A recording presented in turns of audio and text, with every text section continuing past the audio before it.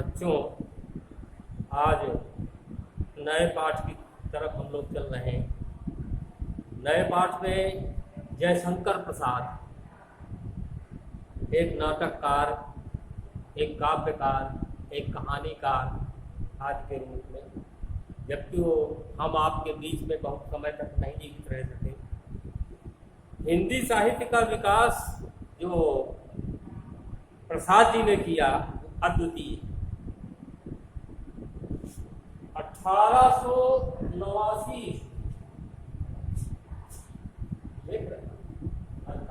जयशंकर प्रसाद जीवन परिचय का 1889 ईस्वी इनका जन्म हुआ था और 1935 ईस्वी में इनकी मृत्यु हुई।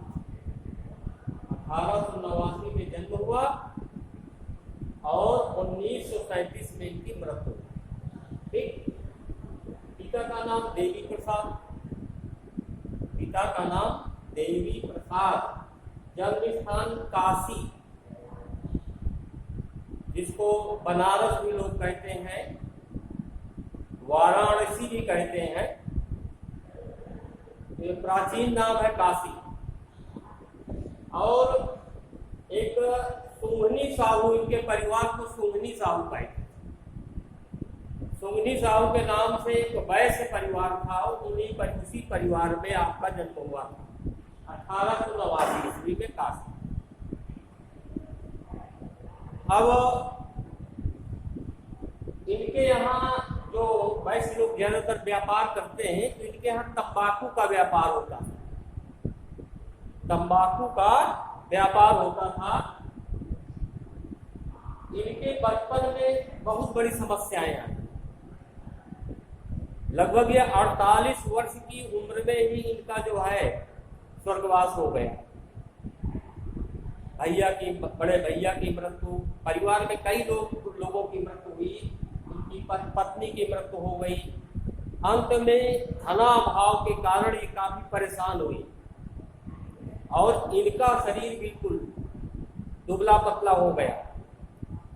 एक बहुत भयंकर रोग इनके शरीर में हो गया, क्षय रोग। क्षय माने होता है टीबी।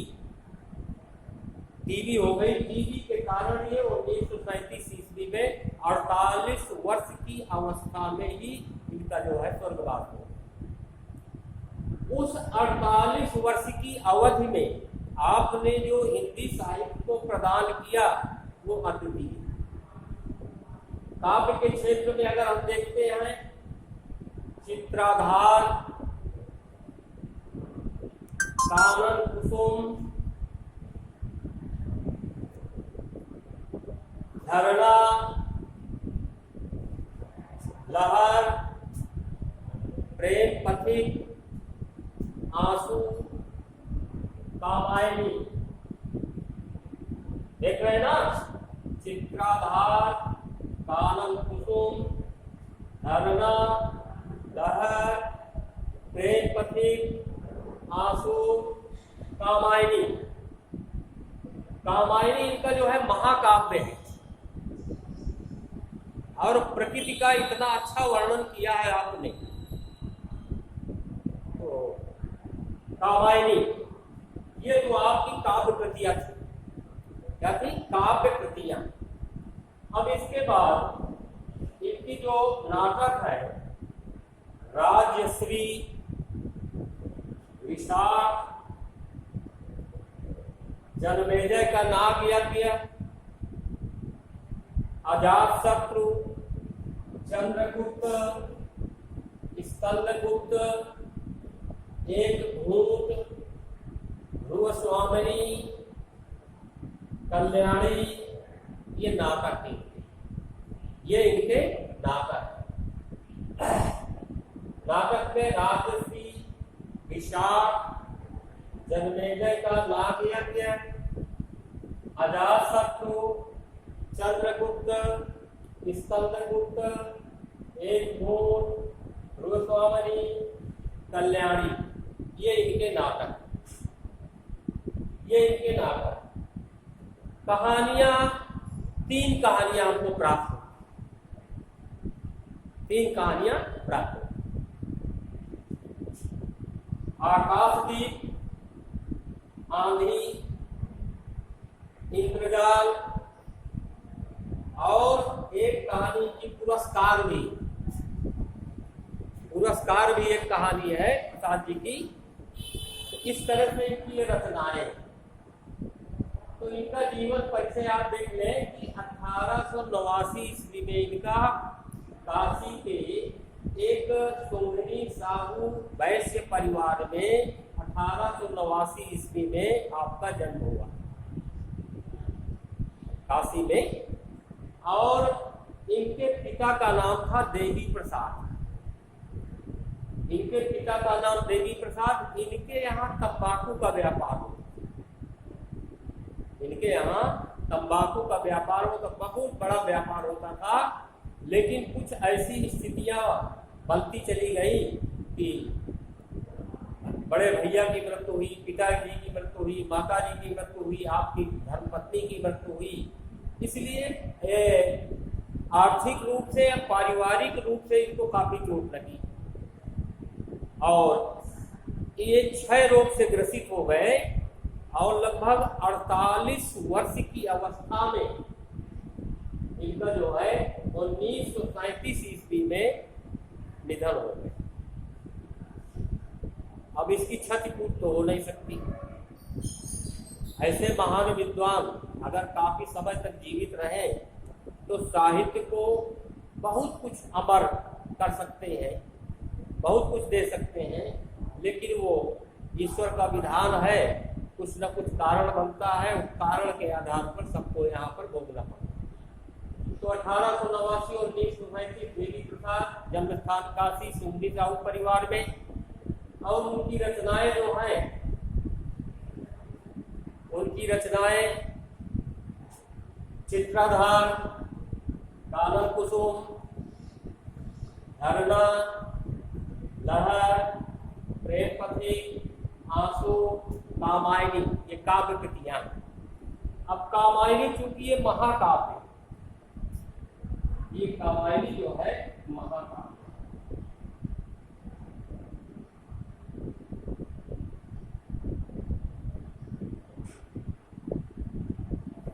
कामायनी जो है ये महाकाव्य।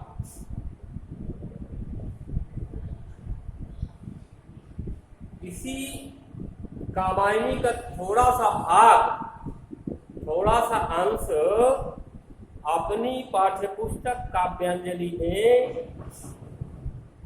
जानते हैं किस नाम से दिया गया है? शीर्षक दिया गया है श्रद्धा मन। क्या शीर्षक दिया गया? श्रद्धा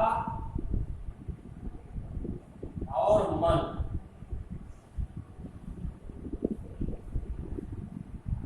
कल हम आपको इसके विषय में बताएंगे। श्रद्धा मनो, श्रद्धा एक सनातन नारी का प्रतीक है और मन जो है एक सनातन नर का या पुरुष का प्रतीक है।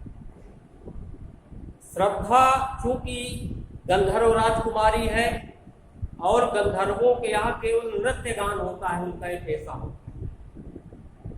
तो अपने पिता की इकलौती संतान थी। श्रद्धा की बात मैं कर रहा हूं।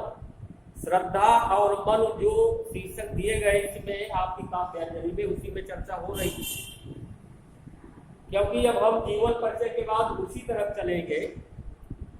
तो श्रद्धा और मन केवल अकेले थे इस जगत में, संसार में। सृष्टि का विनाश हो गया।